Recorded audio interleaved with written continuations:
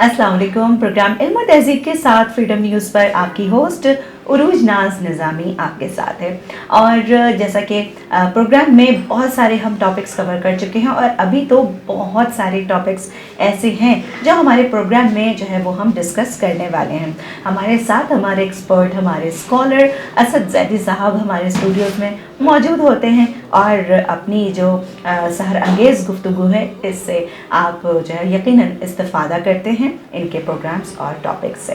तो आज के टॉपिक पर चलने से पहले हम अपने मौजूद मेहमान को खुशामदीद कहना चाहेंगे। अस्सलाम वालेकुम।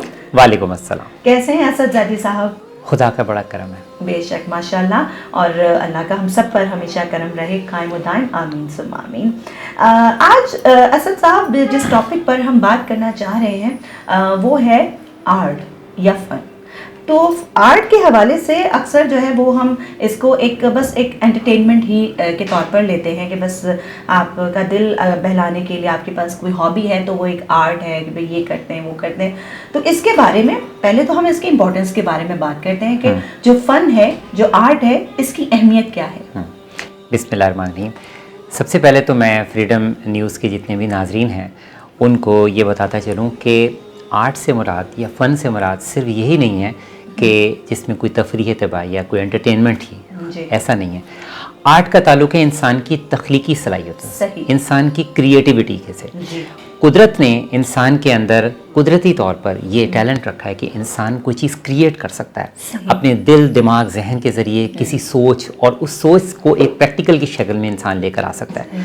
और उसके लिए कोई उम्र की भी कैद नहीं है। बाज़ औक़ात बहुत छोटी उम्र का एक फ़र्द एक ऐसी तख्लीक कर लेता है जो कि एक बड़ी उम्र का फ़र्द भी नहीं कर पाता। क्यों? क्योंकि ये जहन की सोच है और उसमें उसकी कुछ मौरूसी उसके पास सलाहियतें हैं जो उसको उसके पेरेंट्स से मिली हैं, जनरेशन से मिली हैं। कुछ बाई पेरेंट्स से ही जीनियस होते हैं, कुछ की फैमिलीज़ में ये चीज़ होती है, और कुछ अपने वक्त के साथ साथ इस चीज़ को, खूबी को डेवलप करते हैं। तो आर्ट का ताल्लुक, जैसे मैंने कहा, कि इंसान एक सोचता है, एक आइडिया उसके जहन में आता है और उसको वो कैनवस पे लेके आता है। जैसे एक पेंटर है, अब वो जब पेंटिंग बनाता है तो वो सफ़े किरतास पर एक आइडिया को लेकर आता है।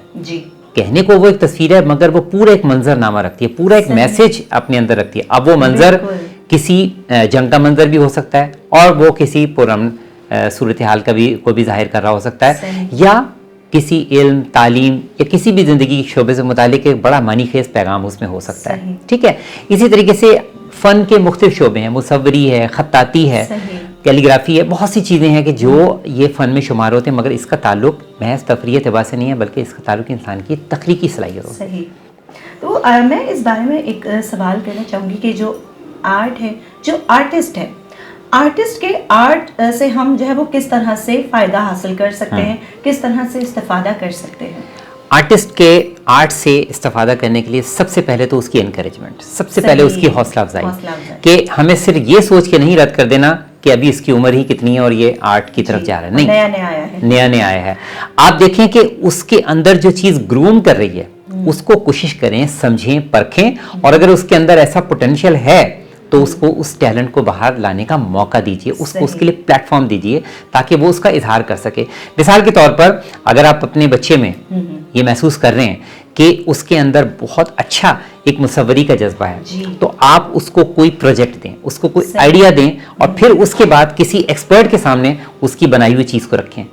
हो सकता है उसका एक्सपर्ट उसको कोई बेहतरीन राय तजवीज़ के ज़रिए उसके उस टैलेंट को ग्रूम अप कर दे, पॉलिश कर दे, क्योंकि हर इंसान को निखरने के लिए एक किसी माहिर साज की ज़रूरत होती है। और यहाँ पर स्कूल्स का बहुत इम्पोर्टेंट रोल है कि वो बच्चे की सलाहियतों को देखते हुए उससे जो है वो इनकरेज करें, या उसे जो है वो उसकी हौसला अफजाई के साथ साथ जो है उसको पॉइंट आउट करके कि भाई तुम में ये टैलेंट है, इसमें मजीद आगे बढ़ना चाहिए। मॉडर्न स्कूलिंग में तो क्रिएटिविटी को सबसे ज़्यादा आजकल इंपॉर्टेंस दी जा रही है कि बच्चे को सिर्फ चीज़ों को याद करवाने पे नहीं बल्कि कोशिश की जाती है कि उसको उसके सामने कोई प्रॉब्लम रखी जाए और देखें कि उस प्रॉब्लम को वो कैसे सॉल्व कर सकता है। कोई डायग्राम है उसको वो कैसे मुकम्मल कर सकता है। بالکل. تو ہم اس وقت جو ہے وہ آرٹ کے حوالے سے بات کر رہے ہیں, آرٹسٹ کے متعلق بات کر رہے ہیں. تو اسد زیدی صاحب, بات کرنا چاہیں گے ہم آرٹسٹ کے بارے میں اور اس کے جو ہے وہ خیالات کے بارے میں کہ کیا آرٹ کی دنیا میں گم ہو کر کیا کچھ آرٹسٹ جو ہے وہ مصنوعی پن کا شکار ہو جاتے ہیں؟ یہ آپ نے بہت عمدہ سوال کیا, کیونکہ اس کا بہت امکان ہے جی. کہ دیکھیں جیسے ایک فنکار ہے, ٹھیک ہے, اداکار ہے, اب اس کے زندگی کے شب و روز یہی ہے کہ وہ کسی کہانی کے پلاٹ پہ کام کر رہا ہے, اس کو ڈائلاگ لکھ کے دیے جا رہے ہیں, مخصوص ماحول ہے جس میں وہ کام کر رہا ہے. ہو سکتا ہے وہ بہت گلیمرس ماحول ہو, تو اس بات کا کافی امکان ہوتا ہے کہ انسان اس کے نتیجے میں ایک آرٹیفیشیل سٹیٹس کا شکار ہو جائے, وہ اسی دنیا میں کھو کر رہ جائے. تو آرٹسٹ کو یہ چاہیے, فنکار کو چاہیے کہ اپنے آپ کو زمینی حقائق کے قریب رکھے, جو نیچرل دنیا میں جو حقیقتیں پھیلی ہوئی ہیں, کیونکہ فنکار کو انہی حقیقتوں کو تو عوام کے سامنے لے کر آنا ہے. اگر کوئی ڈائریکٹر ہے, پروڈیوسر ہے, رائٹر ہے, تو وہ جو کہانی اس کو کریٹ کر کے دے رہا ہے, جن ڈائلاگس پر وہ کام کر کے مکمل کہانی کو پلاٹ کی شکل میں اداکاری کے ذریعے سامنے لے کر آ رہا ہے, تو وہ معاشرتی حقیقتیں ہیں. تو جتنی یہ معاشرتی حقیقتیں ایک ریئل انداز میں ہوں گی, نیچرل انداز میں ہوں گی, اتنا ہی وہ دیکھنے اور سننے والوں کے ذہنوں پر امپیکٹ کریں گی. اور اگر وہ یہ محسوس کریں گے کہ ہم بالکل ایک گلیمر ہی کی دنیا میں کھوئے ہوئے ہیں, تو اس میں وہ قدرتی تاثر نہیں قبول کریں گے, اس کو اپنے معاشرے سے جدا تصور کریں گے. تو اس لیے آپ دیکھیں گے کہ وہ اداکار جو حقیقت کا ایسا اس میں رنگ دھارتے ہیں کہ معاشرے میں جو ان کا آبزرویشن ہوتا ہے, مشاہدہ ہوتا ہے, اس کو اتنا اسٹرانگ رکھتے ہیں کہ بعض اوقات اس آبزرویشن کی بنیاد پر وہ اپنے چہرے کے تاثرات اپنے ڈائلاگ میں ایک ایسی چیز لے آتے ہیں جس کے نتیجے میں دیکھنے سننے والوں کو وہ اپنا ہی پن محسوس ہوتا ہے. صحیح. تو آرٹ کی جس طرح سے اہمیت کا آپ نے جو ہے وہ آج ذکر کیا, اس کی اہمیت کو اجاگر کیا, تو ہم آرٹ کا جو فروغ ہے اس کو کرنے کے لیے, ان کے آرٹ کے فروغ کے لیے ہم کیا مثبت اقدامات جو ہے وہ لے سکتے ہیں؟ آرٹ کے فروغ کے لیے ظاہر ہے بنیادی ذمہ داری تو ظاہر ہے ملک کی حکومت کی ہوتی ہے کہ وہ اس کے لیے انسٹیٹیوشنز میں بڑے پازیٹیو انداز میں ان کی گرومنگز ہوں, پھر اس کے بعد ان کی پلیسمنٹ, یعنی ان کو باقاعدہ مواقع بھی کریٹ کیے جائیں. ایسا نہیں ہے, یہ بڑا مسئلہ ہے کہ ایک اداکار ہے یا فنکار ہے, وہ سوچے کہ میں اب کچھ بن تو گیا ہوں لیکن میرے پاس مواقع ہی کوئی نہیں ہے, تو مایوسی کا شکار ہو سکتا ہے. تو آپ اس کو ساتھ ساتھ پلیس بھی کرائیں, اس کو اپرچونٹی بھی دلوائیں نوجوان کو, تاکہ معاشرے میں لوگوں کے ذہنوں میں یہ بھی آئے کہ اگر کسی کے اندر ایک نیچرل پوٹینشیل ہے کسی فن کے اظہار کا, تو پھر اس کی ایک کمرشل ویلیو بھی ہے. کیونکہ اب والدین اگر کسی بچے سے اگر یہ سنیں گے کہ جی میں فلاں فن کے شعبے میں جانا چاہتا ہوں, آرٹ کے شعبے میں جانا چاہتا ہوں, تو ان کا پہلا سوال یہی ہوگا کہ تمہارا بریڈ بٹر کس طرح سے ہوگا, ٹھیک ہے نا, تمہاری روزی روٹی کا سلسلہ کیسے چلے گا. تو آپ کو کمرشل اسپیکٹ سے بھی اس کو دیکھنا ہے کہ محض اس کو صرف اسے مکالمہ نگاری میں ہی نہیں آپ نے اس کو محدود رکھنا, بلکہ اس کے کمرشل اسپیکٹ کو بھی مد نظر رکھنا ہے, چاہے وہ ایڈورٹائزنگ سے ریلیٹڈ. ابھی اس میں بہت سے شعبے ہیں جو ایڈورٹائزنگ سے مل جل کر میڈیا کے ساتھ پرفارم ہوتے ہیں, کہ جو ان کی اس کمرشل صلاحیتوں کو بڑھا دیتے ہیں, اس کی طرف خاص توجہ کی جائے. ہاں بالکل.